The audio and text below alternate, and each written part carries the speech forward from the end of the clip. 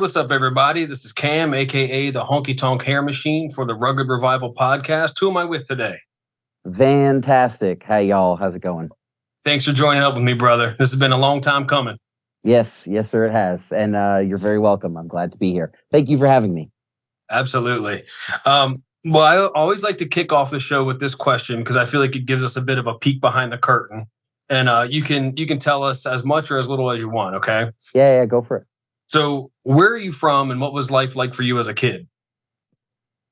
So the story's complex, but to make a short story long or whatever the proper way of saying that is. My dad was French. My mom's American. They decided that we'd live in France, but I was born in the U.S. and all of my family lives sort of in the VA area, Northern Virginia mostly. But then, I kind of grew up between Virginia, France, and Germany at different points in my life. Nice. A well-traveled man. I love it. Yes, sir. Yes, indeed. So when did you start playing the guitar, and was that actually your first instrument? No, my first instrument, something I didn't actually know until I got talking to my mom the last time we were supposed to see each other, was violin. Apparently, I learned fiddle when I was about 3 years old. She put me through this thing called Suzuki method, which is supposed to make you remember like the song as it is without using any kind of sight reading or sheet music. And then very quickly gravitated towards singing.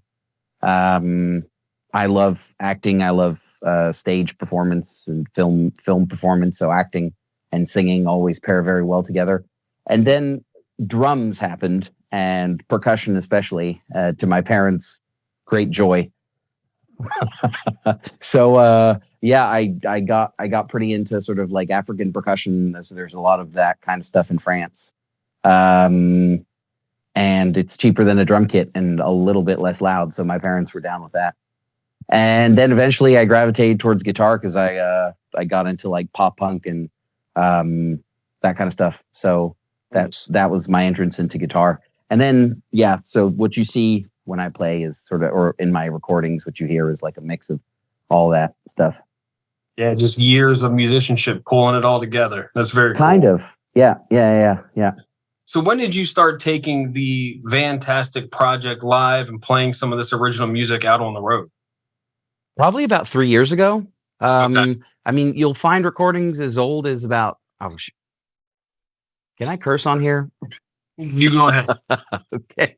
I was about to say shit. It's not that bad. But I think it'll probably be about 10 years-ish since like the first recordings I ever done put out there. But they were real early stuff, very just like an acoustic guitar and me stomping on my guitar case, which I eventually kicked a hole in within the following 6 months of playing bar shows. And I bummed around for a while in Scotland, where I was living at the time, playing bar shows, which was mostly like old classic blues, soul, Motown, a little bit of funk, and my originals mixed in there. And then eventually when I moved to the Netherlands, which is where I live now, I decided I was just going to try and, make a go of it full time. And that was about 3 years ago. Yeah. Wow. Yeah, that's cool. So, all right. So your live show, okay, you have a lot going on. You're playing the guitar. You've got your rig behind you. So you're running kind of like a stereo. And then you've got your foot kit, the stomp drum kit. Yeah. When you're doing all this and you're singing, what are some of the biggest challenges you face when trying to put on that kind of show? It's there's a bunch. Yeah. I'd say like top of the list is my drums slipping away while I'm playing. Okay, yeah. Because there ain't nobody to fix that shit. No one's coming up on stage to say I'm not yet at a point in my career where I have like a roadie that I can afford to, or a stage tech that I can afford to just summon to the stage when I need my drum to be positioned back exactly where I need it to be. So that'd be number one. You need a guy to sit in front of the kick drum for you. Just sit on the drum for the whole show. Like C6 Steve does. Right, exactly. And aside from that, I'd say getting people to actually buy that it's a solid show. Back home, like as in the US, it's not as difficult to convince people that a one-person act is going to be, banging, like that you can, pull in a crowd and get them going. But in Europe, the Europeans seem to have a bit of a they kind of, they bug out a little bit. They're like, does not compute. When I tell them that it's like a band, but one person playing like three parts. So kind of convincing people, like, hey, we can do this. We got this. We're going to play bigger shows. And it's happening more and more for me. But I also don't have quite enough material out there, like audio visual material out there to really show people exactly what I sound like now versus what I sounded like back in whatever it was, 2017. Yeah, that's hard. When you have some old material like that and you're trying to reintroduce the new version into the world, that can be pretty hard. It is indeed. Yeah. And it comes with it's fun in a sense, like having to, when you see people's faces when the dime drops and they're like, holy shit, and they're like lost for words for a second. And you're like, damn right, I told you. But it takes people seeing me live often to make them into true vanarchists, as I like to call it. I like that, vanarchy. That's what we got. That can be your, if it's not already, that can be your fan club. That is actually, it is. Awesome. So who are your biggest blues and who are your biggest non-blues / folk influences? That's always a question that I, prepared or not, I never know how I'm going to answer it. Because you have a wide array of influences there. Yes, I do indeed. Yeah. Mm-hmm. I guess like as unreligious as I am nowadays, which you may or may not be able to tell by some of the items behind me. For me, like, I guess music kind of started in the church. Like, you're going to get a bunch of people watching this, including my mother, going, praise be. But I learned guitar from the guy who was playing guitar and piano, or the guitarist and the pianist, actually two separate guys in the church that we were going to when I was a kid. I learned how to sing from the choir that was in our church in whatever one it was close to Falls Church in the north of Virginia in Fairfax County. And so a lot of the inspiration comes from that, certainly from a performance perspective. Like for me, like, say what you want about, religion, monotheistic beliefs and so on and so forth. When you go to an American Christian church, like especially Baptists, which is what we were, they know how to party, that service is animated and you are going to get into it whether you like it or not, because it's contagious. So that's like kind of a big inspiration to me, just sort of trying to replicate that somehow, box it and give it to people, but in a non-religious kind of way. Or in a spiritual, maybe you can call it spiritual, but not like, religious. That's one of the things that drew me to you first, was like the overdriven blues guitar with the dark hymnals, the stomp clap, kind of like call and answer. That styling. And that's the first bit of stuff I heard from you. And I was like, oh, this is cool. I like this a lot. I appreciate that. Yeah. It's a lot of fun. Well, I also like, man, that's going to bug me. There's a guy, I'll send you a message about this, because there's a guy who really inspired me on that. I don't even remember where he's from. I want to say he was from like Michigan somewhere. like up by the Great Lakes. I feel like younger dude who was doing he was pre-recording songs that he was looping into a boombox, and they were kind of all like dark and hymnal sounding.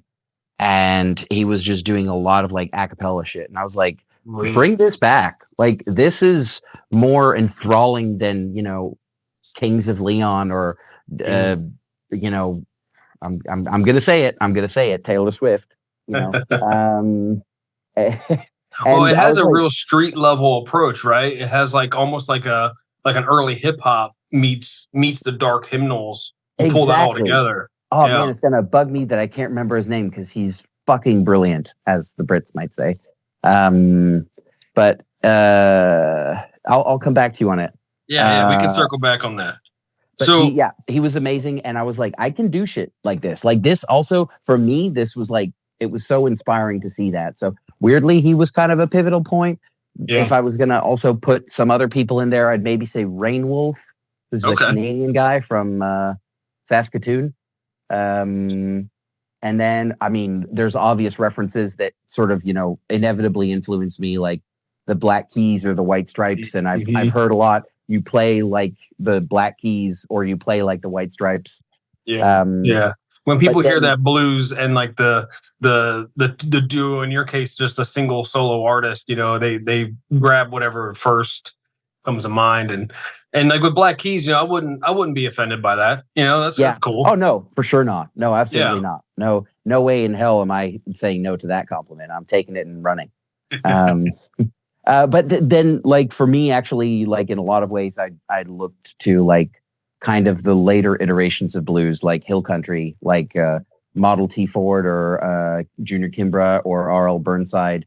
And then some of a few, whoever was still alive, of like, dang it, Bentonia blues, like Skip James, like that haunting freaking high falsetto in songs like Crow Jane or I'm So Glad. I don't really sing like that very often, but it was like, oh wow, this is like eerie and beautiful, and I want to listen to it on repeat for days. You know what I mean? Yeah, absolutely. And that stuff I feel like gives me goosebumps more than like, even something like, a lot of the black metal bands that are so like forward with how they're supposed to be scary. And, some of that stuff is can be scary. But when you're hearing something that's like from almost like real people and a real point of view, and it comes from a real place, like they've lived through it, it's got that haunting, chanting vibe. Yeah, that to me is like, I like that a lot. Word. Absolutely. Yeah. And then I grew up, my grandma was a musician. She was a pianist and an accordionist and a singer, and did jazz in New York in the 40s. Italian American lady, very, very, very what you'd expect of an Italian American lady, Christopher, it's time for dinner. That kind of classic Italian grandma stuff. But an amazing singer, and very much got me into sort of like early big band jazz and stuff like that. So, all of the, what's his name? Leon Redbone kind of stuff. And, Cab Calloway, which is, way earlier, but, and Dizzy Gillespie or Ella Fitzgerald, like all of those guys are also huge. I sometimes do Summertime by George Gershwin when I'm feeling in the mood and people seem responsive at a show. So like I pull out those references and for people to grab onto them and get them when it's there. Well, and the crazy thing is too, you can hear that amalgamation of all those influences in what you're doing. That's awesome. That's good to hear. But it's very much your own thing too, which is really cool. You're not just doing the copy paste, like, oh, I'm influenced by the Ramones, so my band just sounds like the Ramones, that kind of thing. Yeah, it's like, that's been done, and that was that generation, and now you're bringing something that's pulling all this root stuff into a modern era, and I think more people need to get on the train with that. Thank you very much. Yeah, I'm glad. I think also for me, I kind of can't not do it my way. There's Exactly. Yeah. it's like, is it weird? Is it kind of idiosyncratic? Sorry, I didn't realize. I thought I was, even when I do covers that I'm like intentionally trying to mimic, they're like, oh, you really made it your own. I'm like, fuck. Well, and I think that is a compliment in of itself too, right? It's like, it's hard when you do a cover song because in your head you hear the original, like like the entire time you're playing it. But when you make it yours, and it's a fantastic song now. Now this is no longer just this song. Now it's your song, and then people can hear it and say, "Oh, why do I recognize this song? I've never seen this artist before." But now there's that connection there. Yeah, very much. Right on. All right, so I know you've been kind of playing out quite a bit. You've done a lot of short stints here and there, but have you done a lot of touring, and where would you want to tour to? I have. I've done. I usually just shy of 100 shows a year for the past 2 years.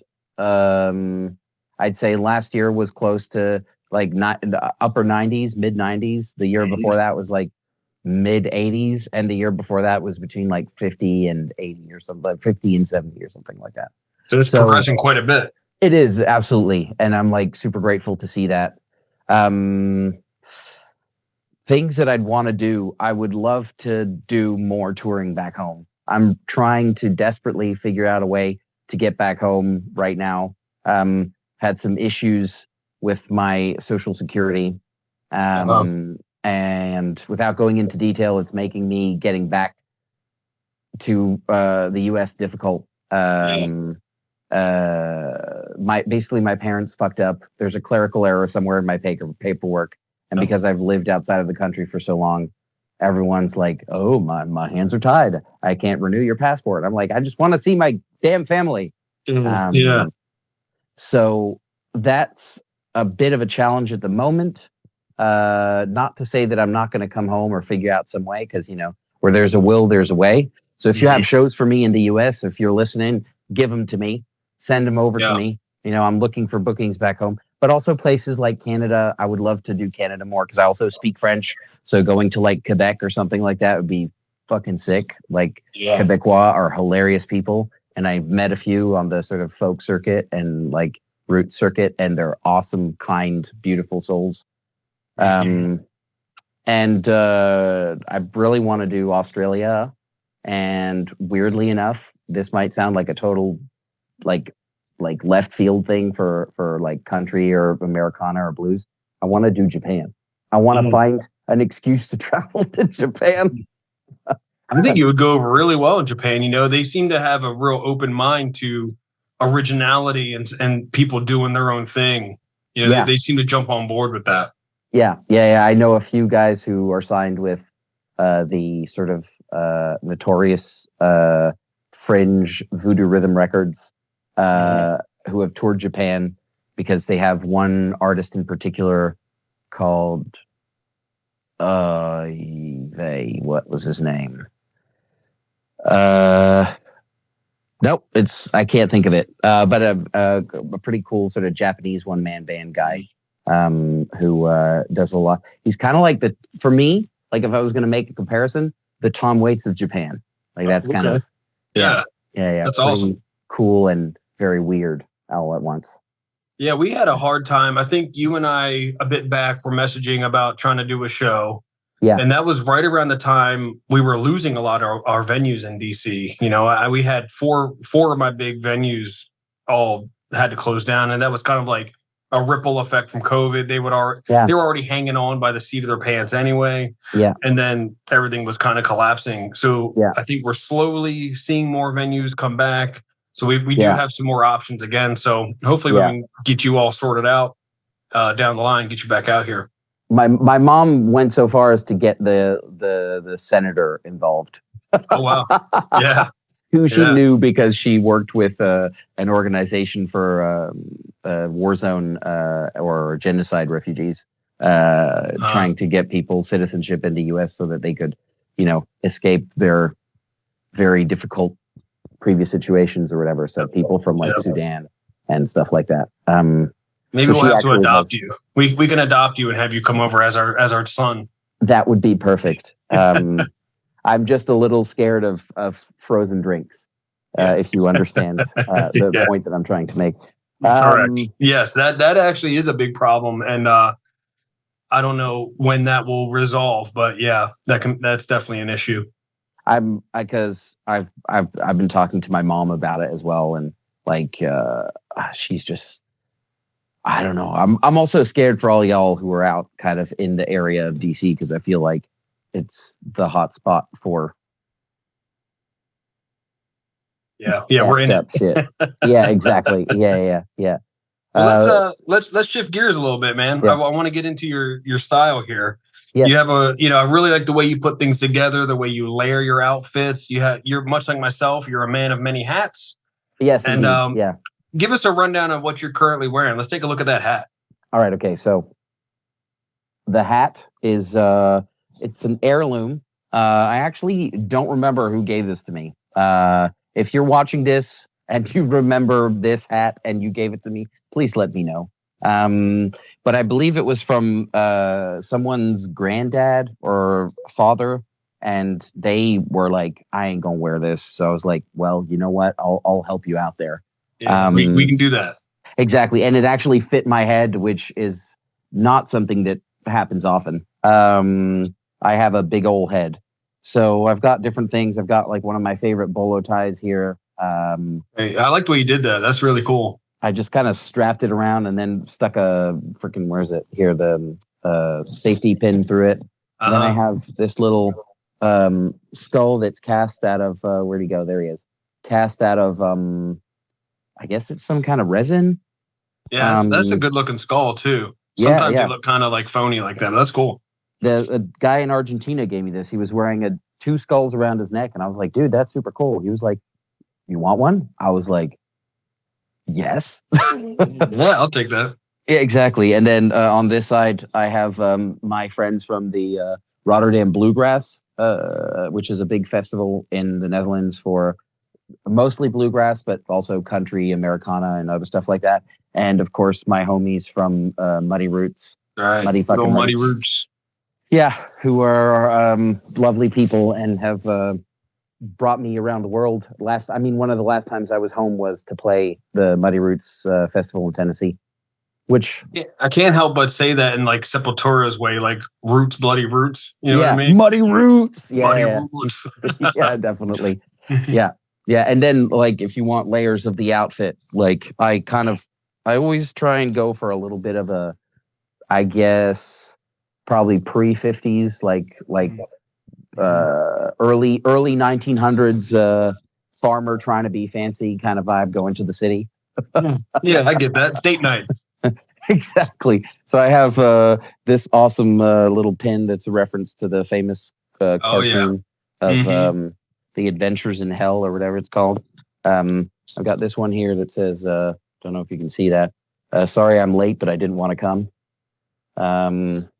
What else do I have? I have a badge here of friends who are a pretty cool sort of, I guess I'd call it like trash garage band. Okay. Called the Ed Woods.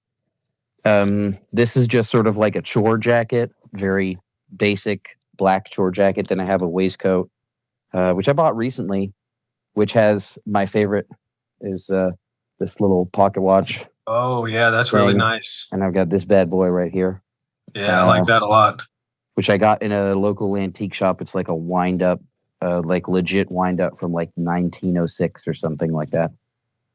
And on the other side of that chain, there's a little patch of my pals, the Angry Zetas, who are also very cool. They do they call it punk grass. Oh yeah, all right. They're Argentinian as well. They're very, very lovely people and insanely cool musicians. They toured with the Dead South on the West Coast very cool. Last year. Yeah.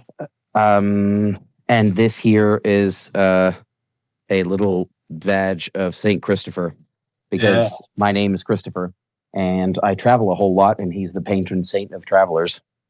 That makes sense.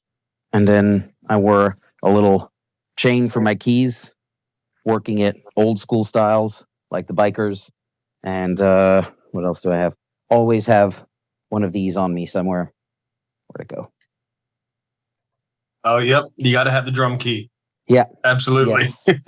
Yes. Yeah. Because when I'm not touring, I sometimes work backline for people or like tour logistics or something like that. Always have a bunch of screwdrivers and a drum key on you, and maybe pliers if you can fit them somewhere. Gotta be ready. Yeah, I'm like you a little bit. Like I have to have everything kind of anchored to me. Chains. I do the wallet chains. Got keys on a chain. If I don't, I'm gonna lose them. I'll forget exactly. I'll just walk out of the bar with like my hat still there and my coat on the other side of the bar, and my freaking keys are like probably been eaten by the local dog or whatever by that point. Now, I think everyone can agree you have an excellent head of hair. Oh, thank you very much. And yes. I know you've, I think it's been a while, but I think you had the opportunity to sit down with the Bloody Butcher and get your hair cut. Is that true? Yes, a few times actually. Rob is, nice. I'd actually be so bold as to call Rob a friend now. Very cool. Rob and I got along very quickly because he likes Lego and comic books. Yeah. And samesies. As I say, that's my world over here too. Yeah, and he's a curmudgeonly old bastard. Don't get me wrong. The first time I wrote him, I pretended to be my own manager, and I was like, "Hi, I'm Fantastic's manager, and I'd really like to come and say get Fantastic on into your chair." And he was like, "As soon as I read that, I immediately wanted to hate you." And then I showed up late to the thing because there were train issues. Because I live in a country where you go most places by train if you don't have to transport a lot of stuff. And he was like, "I really wanted to hate you." And he started the whole thing in Dutch, and I was like, "Ja, zeker kan ik Nederlands spreken," which is Dutch for of course I can speak Dutch. And he was like, "Fuck, I like this guy." Yeah. It's hard to talk shit about him if he can understand what I'm saying. Exactly. And the more we just shot the shit in the chair, the more we were laughing and finding commonalities. And then that's really cool, man. I like that a lot. And then he offered me to do the thing that you probably saw with the there's a tiny bit of it left now somewhere in this head of hair. Like the blonde strains that are, I think. Okay. So I thought that was natural. No. So I have a white line going right through there. But Rob full on gave me sort of a all of this here, just this part, just dyed all of that bleach blonde, and I love that because I'm a big fan of classic sort of classic horror films, and it gave me sort of a Bride of Frankenstein or the Cramps vibes. Absolutely. Maybe even a little Sweeney Todd in there. Exactly. Yeah. And I was like, hell yeah, let's do it. He was like, I want to do American Gothic meets actual Gothic. And I was like, let's go. That's exactly my speed. And so we did a photo shoot. That's dead on. Yeah. Yeah, pretty much. Yeah. We did that photo shoot, and then I've kind of been touring around barbershops. Yeah. Weirdly. I did there's this other guy who was very sweet in Argentina when I was there 3 months ago, I guess, in November for 15 dates roughly. No, more like 11. And the big Muddy Roots Festival that's now also being held in Argentina. And they had a barber there, and we did a whole thing, and we hung out for the day, and he cut my hair and he showed me around, and it was a good time. I love that. Yeah. Well, Mr. Fantastic, that brings us to the end of the road, my friend. Is there anything you want to give a quick shout out? Any music coming up? Any tour dates? For the European listeners, yes. I've got a lot of dates coming up around Europe. I've got a few dates in Italy in the end of March.